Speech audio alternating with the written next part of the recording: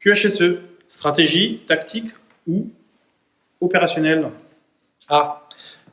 Priorité. Ouais.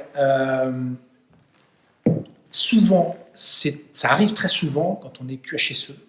Ça arrive très souvent de dire le meilleur positionnement, le meilleur rattachement, c'est aux dirigeants.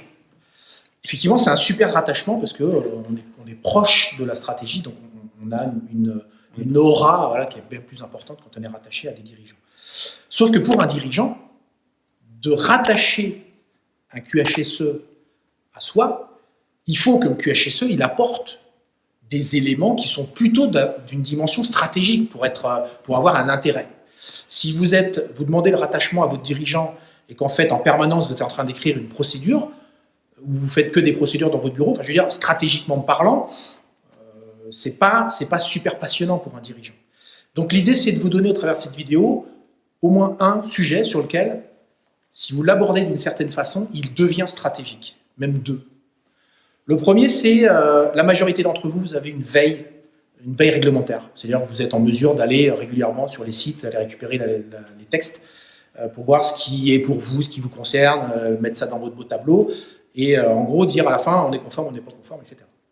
Là où ça devient super stratégique, c'est quand vous avez la possibilité, alors soit en automatisant, soit en passant par une structure extérieure, soit vous-même en interne si vous avez un service concerné juridique par exemple, c'est d'interpréter cette veille pour pouvoir présenter, montrer aux dirigeants, lui donner la possibilité de faire des choix stratégiques sur la notion de réglementation, la notion juridique. Et ça, c'est du niveau d'un patron que de dire on n'est pas conforme sur cet ensemble-là, par contre, stratégiquement, en termes d'enjeux, moi, je veux qu'on soit conforme absolument ici, donc je vais mettre les moyens là. Ici, effectivement, on peut, même si c'est peut-être pas facile à entendre, mais on va se permettre d'attendre 3, 4 mois, 6 mois pour se mettre en conformité. On va d'abord commencer par ça. Parce que stratégiquement, c'est là qu'il faut avancer. Donc ça, c'est un des sujets qui vous permet, c'est une façon de faire qui vous permet d'accéder à un discours stratégique. Deuxième sujet, il peut être extrêmement basique comme stratégique, c'est le document unique, l'évaluation des risques. Vous pouvez faire de l'évaluation des risques en étant avec les opérationnels pour travailler sur le risque en tant que tel, super, faire des plans d'action, super.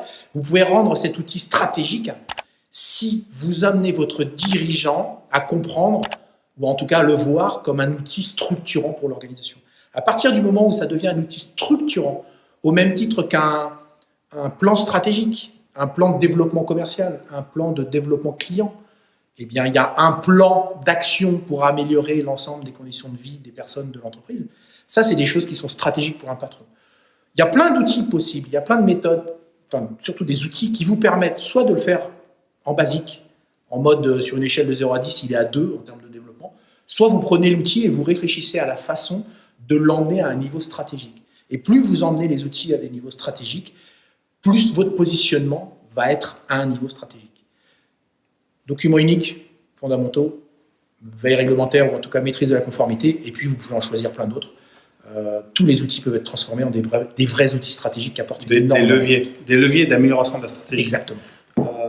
Et là-dessus, formez-vous, acculturez-vous. À bientôt. À votre dispo. Salut.